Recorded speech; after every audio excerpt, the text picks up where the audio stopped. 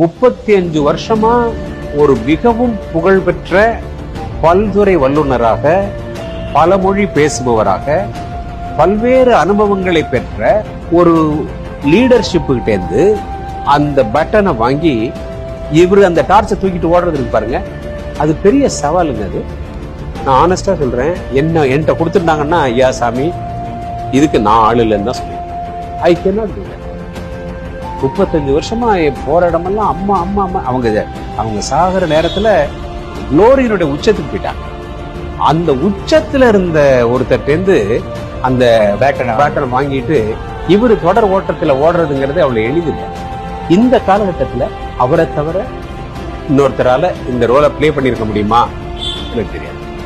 அவரு தான் சரியா பண்றதாக நான் நினைக்கிறேன். நீங்க என்ன செஞ்சாலும் சரியா ஒரு அதிமுகவை காட்டி விட்டுருங்க. நம்ம ஊர்ல எல்லாம் பாத்தீங்கன்னா வீடு கட்டும் போதே அந்த கட்சி